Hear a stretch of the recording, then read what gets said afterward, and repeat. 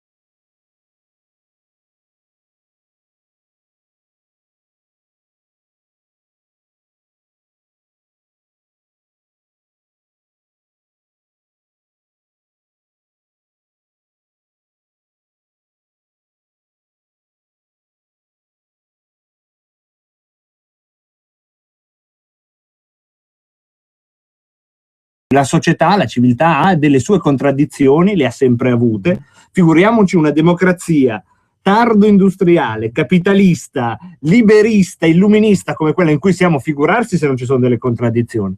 Ebbene, io ho questa impressione che quando c'è una contraddizione, un problema viene risolto con uno schema molto semplice. O sei favorevole alla versione di comodo che danno i media mainstream, oppure sei fobico di qualcosa. Già qui c'è un dualismo che è da rigettare se si vuole guardare in profondità, non trovi, Gianfranco? No, certo, perché questo comunque è il modo ideologico con cui opera sempre la dittatura del pensiero unico. Cioè, noi siamo in un clima di assoluta dittatura del pensiero unico, per cui tu o segui il mainstream oppure non sei nessuno, e entri nelle liste di proscrizione, per cui sei tra quelli che devono essere in qualche modo rieducati alla maoista. No, perché dicevo il discorso della legge, perché sta accadendo in Italia una cosa gravissima. È bene che i radioascoltatori lo sappiano, perché per la prima volta nella storia del nostro ordinamento giuridico si sta introducendo un reato senza definirne il concetto. Cioè, questo disegno di legge Scalfarotto non definisce cos'è l'omofobia. Nessuna legge in Italia oggi definisce il concetto di omofobia e nessun magistrato fino ad oggi, nessun provvedimento ha mai detto cos'è l'omofobia. E allora? Quando scopriremo che cos'è questo reato? Al processo. Ma attenti, dipenderà dalla sensibilità personale, della visione del mondo del singolo magistrato. Attenti, perché questo è tipico dei sistemi totalitari. La grande discrezionalità del giudice. Bravissimo, perché in uno Stato di diritto il cittadino deve sempre sapere preventivamente quali sono le conseguenze del suo comportamento, soprattutto se si tratta di conseguenze di carattere penale. Cioè, se tu fai quell'azione rischi questa sanzione, ma prima del processo, non al processo. E perché dico che è tipico dei sistemi totalitari? Perché, per esempio, nell'ex Unione Sovietica vigeva il famigerato reato di attività antisovietiche, che adesso, a 25 anni dal crollo del muro di Berlino, ancora oggi non sappiamo cosa fosse, ma in realtà non serviva neanche definirlo, il concetto di antisovietici, perché era un mezzo per combattere gli oppositori politici. Tu Certamente, infatti allarghiamo un attimo il campo. Prima di tutto questa legge Scalfarotto di cui si parla in maniera così a spot sui vari mezzi di comunicazione, altro non è che un ampliamento della legge Mancino. Ecco, bravo, questo è il punto fondamentale. Tra l'altro ricordiamo che questa legge è stata approvata il 19 settembre del 2013 alla Camera ed è in Commissione Giustizia del Senato per l'approvazione definitiva. Se io chiedessi a uno qualunque che passa per la strada cosa dice il DDL Scalfarotto sull'omofobia, al 90% mi direbbero che non ne hanno la più pallida idea. Mi metto anch'io nei panni di uno che non sa niente e dico, non so, poiché è una legge che vuole contrastare il fenomeno dell'omofobia, con il buon senso penso che dirà, non so, che chi offende, discrimina, usa violenza nei confronti di un omosessuale o un transessuale abbia una pena maggiore. No, non è così. Non dice questo. Il DDL Scalfarotto non è una legge ad hoc nuova fatta per tutti, no, fa un'altra operazione, cioè estende gli effetti di uno strumento legislativo che già c'è agli omosessuali e transessuali. Ma qual è questo strumento? È la legge sull'antisemitismo e il razzismo. Cioè il DDL Scalfarotto dice che la legge sull'antisemitismo e il razzismo si estende agli omosessuali e transessuali, facendo due cose. Uno, una contraddizione logica, perché nessuno ad oggi mi ha ancora spiegato come si fa a considerare i transessuali e gli omosessuali una razza come gli ebrei, i neri, i rom, eccetera. La seconda cosa sono le conseguenze di carattere sanzionatorio che sono agghiaccianti. Facciamo un esempio così lo capiscono anche i radioascoltatori di Radio Padania. Se io adesso in questo momento alla trasmissione di Pinti facessi un'affermazione antisemita e razzista, cioè dicessi che io sono contro, anzi pretendo che la legge vieti, che so, il matrimonio misto fra razze diverse, un ebreo non deve sposare un ariano, un nero, un bianco, eccetera. Se io facessi una cosa così alla radio oggi, se la facessi a titolo personale rischierei la reclusione da 1 anno e 6 mesi. Se la facessi all'interno di un'associazione, movimento, partito, chiesa, rischierei la reclusione di 4 anni per il solo fatto di far parte di quel movimento, associazione, partito, chiesa. Se fossi uno dei dirigenti di questo partito, associazione, movimento, chiesa, rischierei la reclusione fino a 6 anni. Questo comunque nei fatti per una frase detta.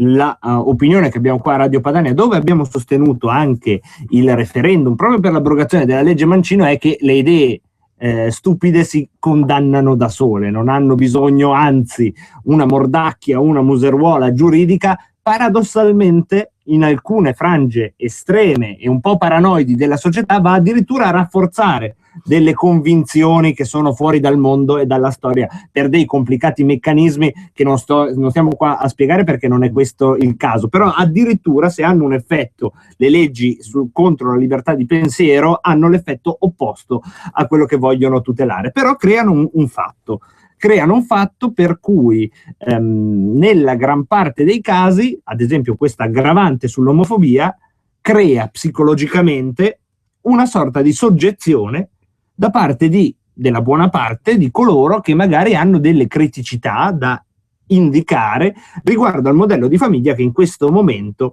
si vuole proporre / imporre all'opinione pubblica sia mediante delle leggi sia mediante dei condizionamenti mediatici, perché non prendiamoci in giro, questa non è solo l'epoca o la società in cui la realtà viene fatta dalle leggi, basta leggersi Marcuse, che certo non è di estrema destra, per capire che la gran parte dei comportamenti è condizionata da tutta una serie di fattori che non per forza diventano una legge con capacità appunto coercitiva come tutte le leggi dello Stato. La domanda che volevo fare a Gianfranco Amato appunto è questa: dal suo osservatorio, che è un osservatorio legittimamente di parte, perché Giuristi della Vita non vuole fare l'associazione finta e imparziale come a volte succede, è un osservatorio di parte, qual è in questo momento il modello di famiglia che il mainstream, per usare un termine collettivo, sta cercando di proporre / imporre? Quali sono i suoi limiti, quali sono magari invece così a sorpresa delle potenzialità che invece non hai mai modo di dire nelle tue conferenze? No, la cosa importante è questa, dobbiamo partire da un presupposto. La forma di famiglia che noi abbiamo, che abbiamo ereditato tra l'altro è un elemento antropologico che Ancestrale. precede tranquillamente il cristianesimo, la fede, né il matrimonio né la famiglia l'ha inventata il cristianesimo. Fa parte della cultura, della civiltà umana, è un dato antropologico. E parliamo della famiglia composta da un uomo e una donna con finalità procreative.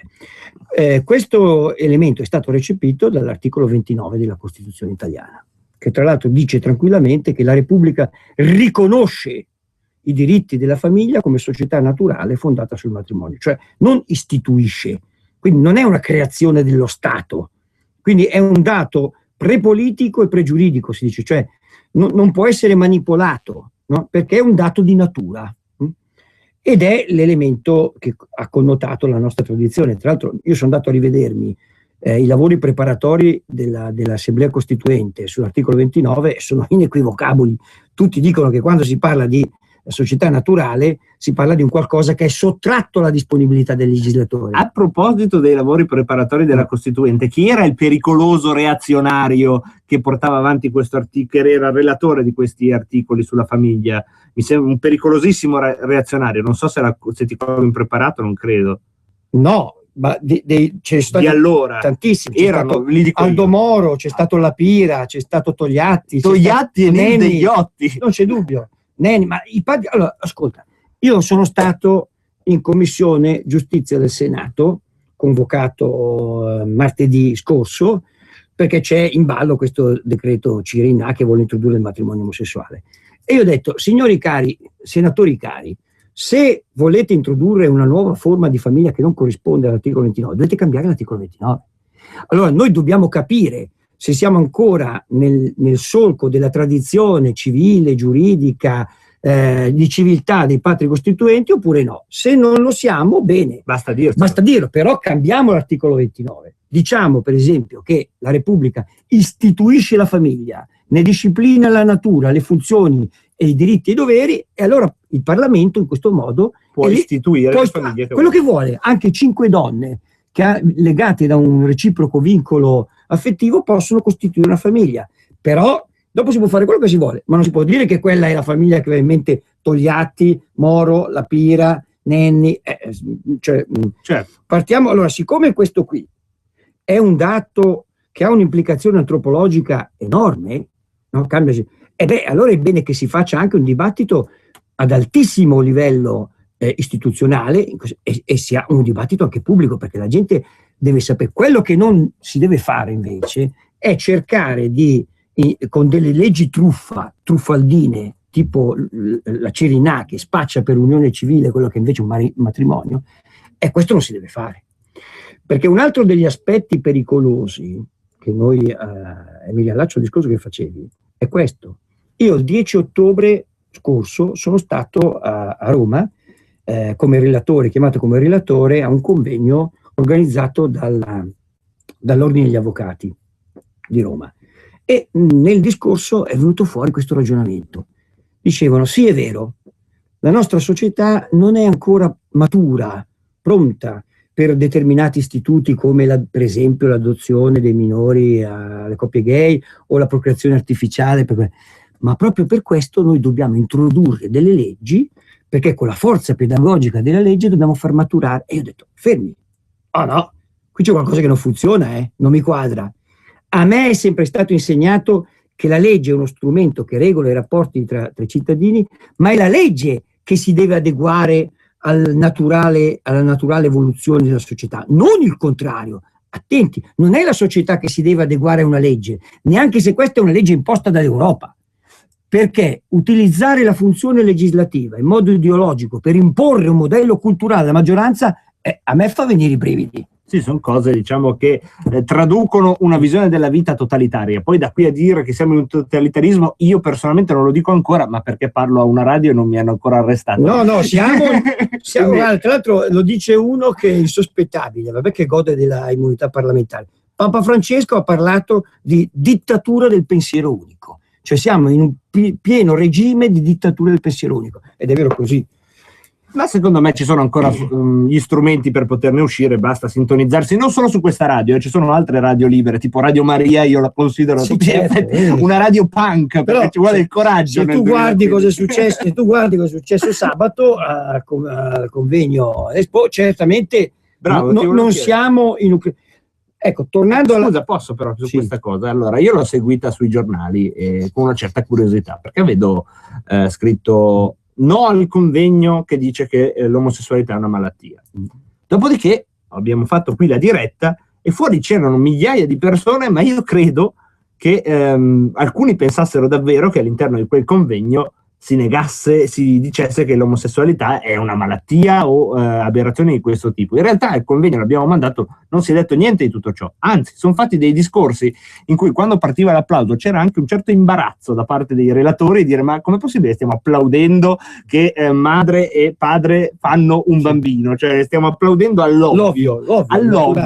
E fuori c'era tutto questo incarognimento isterico proprio di persone che stavano manifestando contro qualcosa che non stava succedendo di fatto, e questo è il punto, non stava succedendo. Se avessero, scusate la mia prof delle medie, mi perdoni per questa incertezza, se fosse successo che queste persone manifestavano, ho fatto un casino ma ci siamo capiti, Sì, contro qualcosa, congiuntivi ragazzi, trovateli voi, poi Radio Padania siamo ignoranti, contro qualcosa che succedeva davvero, allora avrebbe avuto un senso più o meno logico, ma era davvero una cosa fuori dal mondo, che addirittura manda all'aria la sintassi e non solo il senso comune. Con questa me la sono cavata in chiusura. Guarda, c'è un grandissimo scrittore inglese, Chesterton, cattolico, che negli anni 30 aveva profetizzato una cosa che si sta avverando. Cioè lui disse, attenti, che verrà un giorno in cui spade dovranno essere sguainate per dimostrare che le foglie sono verdi d'estate o che 2 più 2 fa 4. Ecco, siamo arrivati a questo tempo. Noi dobbiamo litigare, discutere, essere insultati, umiliati per dire che un uomo nasce da un gamete maschile e femminile, che la famiglia è composta da un uomo e una donna e che un bambino ha bisogno di un padre e una madre, cioè che le foglie sono verdi d'estate. Siamo arrivati a questo. Ma la cosa pericolosa, e mi riallaccio alla battuta iniziale, sennò poi davvero qui arriva l'OSCAD, perché sapete cos'è? No, i radioascoltatori non lo sapranno, ma l'OSCAD è la nuova forza di polizia composta da Polizia di Stato e Carabinieri per combattere l'omofobia. Noi abbiamo già una polizia speciale in Italia dal 2010, no? Arriva l'Oscar. Hanno le paillette. Hanno le paillette. Hanno le paillette. Allora vengano, dai. Allora, no, perché la battuta era siamo profondamente... Uno mi dice, ma lei è omofobo? Dice, dipende. È talmente pericolosa questa cosa che la mia risposta è che se omofobia significa quello che l'UNAR, l'Ufficio Nazionale Antidiscriminazione Razziale, che attenti, è un ufficio presso la Presidenza del Consiglio dei Ministri. No, il Dipartimento delle Pari Opportunità presso la Presidenza del Consiglio dei Ministri, è un ufficio di Renzi. Questo UNAR ha mandato un opuscolo, 3 opuscoli anzi, alla fine di gennaio, intitolati, state attenti, Educare alla diversità a scuola. 3 perché andavano alle elementari, alle medie, alle superiori. Io ho avuto in anteprima questi opuscoli, ho letto le solite solfe sul gender, c'erano anche punte di risibilità, perché si diceva in questi volumi del governo italiano che persino nell'elaborazione dei problemini di matematica bisogna tener conto delle nuove famiglie omogenitoriali. Si faceva proprio l'esempio, così, no? 2 punti. Rosa e i suoi 2 papà vanno a comprare 3 lattine di tè freddo. Se una lattina costa 2 euro, quanto costano tutte le lattine? E questo qui si può ridere o piangere. Quello che invece mi ha fatto letteralmente sobbalzare sulla sedia è quando ho letto nelle premesse di questi 3 libretti che cosa il governo italiano voleva che i docenti insegnassero ai bambini delle elementari, ai ragazzi delle medie e quelle superiori sul concetto di omofobia. Cos'è l'omofobia? Ora, se voi fate mente locale a quello che ho detto prima, cioè che si sta introducendo un reato di omofobia senza sapere cos'è, quando ho detto, vediamo il governo italiano come lo definisce. Che cos'è per il governo italiano? È già un passo avanti, no? Visto una cosa. E lì è cascato l'asino, perché in quei libretti c'è scritto che ci sono vari criteri. Fra i vari criteri ce ne sono 4 per definire gli omofobi. Attenzione da casa, 4 criteri, se vi riconoscete in tutti e 4 siete omofobi, certamente. Giusto? Allora andiamo verso la pubblicità con questi, pronti a casa. Criterio numero 1? 1.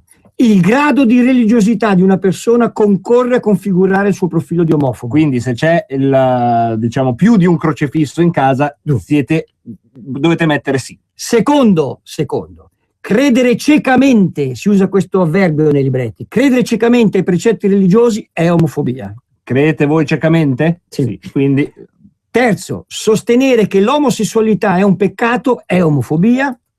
Quarto, sostenere che l'unica attività sessuale lecita è quella finalizzata alla vita, cioè aperta alla procreazione, è omofobia. in più posizioni? Oppure in una sola?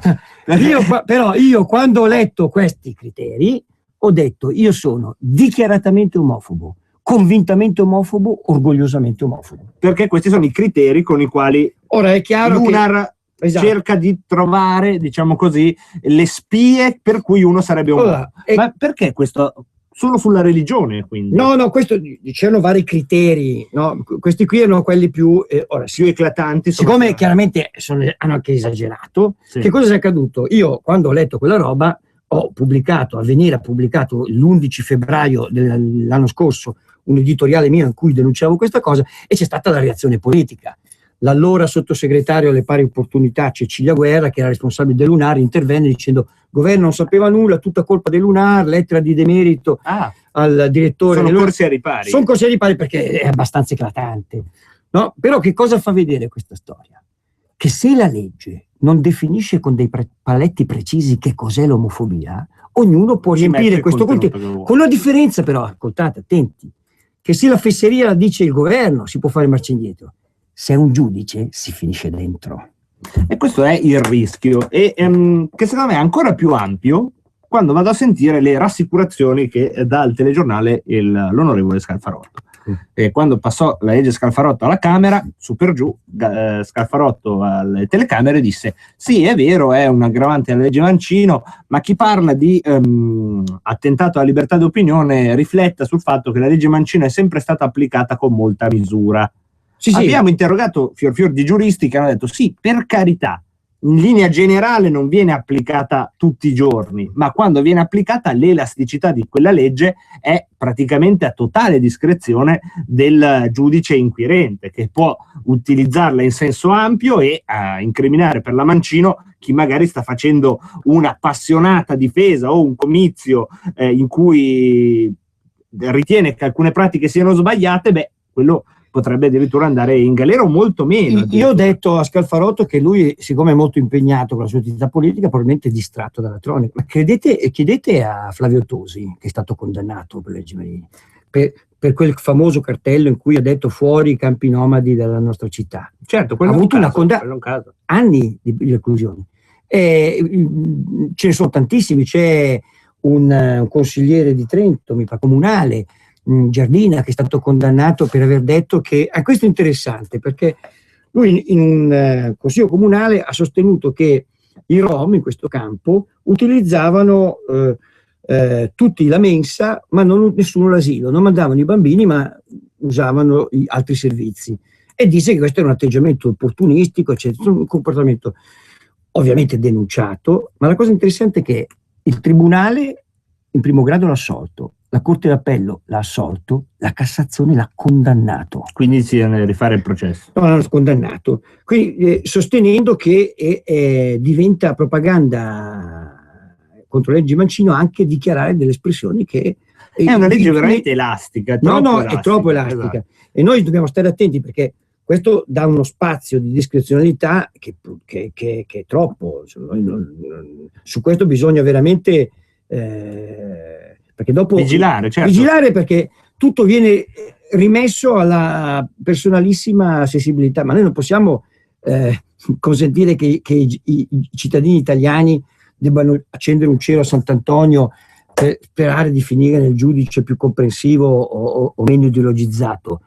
Questo è un problema serio e qui c'è in gioco la libertà. Ecco, siccome sono problemi seri, abbiamo deciso oggi in questa puntata di Rebelot di dedicare ancora all'argomento famiglia naturale, omofobie, temi etici, come se ci fossero temi che non sono etici. Tutto etico. Esatto, a questo mondo la nostra puntata. In questa prima mezz'ora avete sentito, abbiamo fatto un po' una panoramica di quelli che sono alcuni per titoli di argomento che sicuramente approfondiremo dopo il giornale radio. Nel frattempo vi dico che comunque il numero per mandare gli SMS è sempre attivo e io vi prego di intervenire e interferire sempre in trasmissione tramite questo preziosissimo strumento al numero 346 64 277 56. Ve lo ripeto ancora una volta: 346 64 277 56. Gianfranco mi guarda e mi vede che leggo il numero nonostante ormai sia un anno e mezzo che faccio questa trasmissione, perché almeno sono sicuro di non sbagliarlo. Io non mi fido affatto della mia memoria. Allo stesso modo leggo anche il numero per intervenire in diretta più tardi, quando avremo messo abbastanza argomenti sul tavolo. Ci sarà veramente gradita la vostra opinione come sempre. Intanto vi dico il numero: 0266 20 35 29, facilissimo, 0266 20 35 29. Ancora pochi secondi prima del giornale radio e quindi non andate via, ascoltiamo le notizie di attualità e dopo torniamo con Gianfranco Amato a parlare di tutti questi argomenti qui a Rebelot. Sostieni la radio che si batte ogni giorno per il tuo territorio, per la tua